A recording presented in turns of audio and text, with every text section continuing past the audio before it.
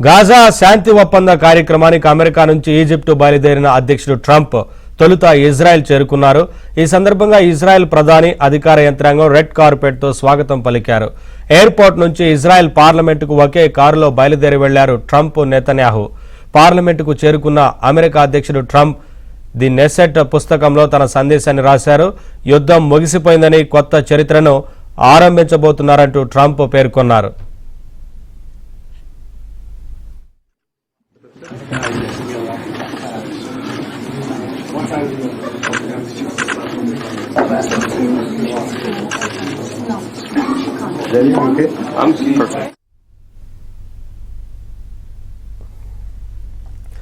Israel parliament లో America అధ్యక్షుడు Trump కు అరుదైన గౌరవం దక్కింది. పార్లమెంట్ లోకి ట్రంప్ అడుగుపెట్టిన తర్వాత ఎంపీలందరూ లేచి నిలబడి ట్రంప్ కు స్టాండింగ్ ఓవేషన్ ఇచ్చారు.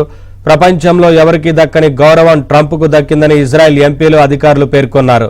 ఇదిలా ఉంటే గాజాలోని హమాస్ చేతుల్లో బందీలుగా ఉన్న 20 మంది ఇజ్రాయెల్ పౌరులను విడుదల చేశారు. రెడ్ క్రాస్ వాహనాల్లో వారిని ఇజ్రాయెల్ కు తరలించారు.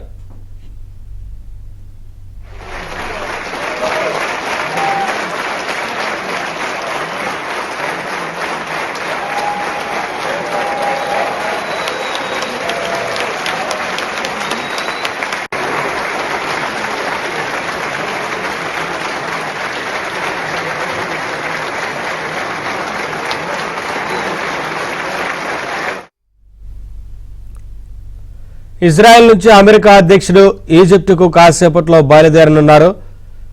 షర్మా ఎల్ షేక్ వేదికగా జరిగే గాజా ఇజ్రాయెల్ శాంతి ఒప్పంద కార్యక్రమానికి హాజరు కానున్నారు. ఈ కార్యక్రమానికి ఇజ్రాయెల్ ప్రధాని నెతన్యాహు, ట్రంప్ ఒకే విమానంలో కలిసి వెళ్లనున్నట్లు సమాచారం. ఇప్పటికే ఈజిప్టుకు హమాస్ ప్రతినిధి మహమ్మద్ అబ్బాస్ చేరుకోగా 250 మంది పాలస్తీనీలను విడుదల చేసేందుకు ఇజ్రాయెల్ ఏర్పాట్లు పూర్తి చేసింది.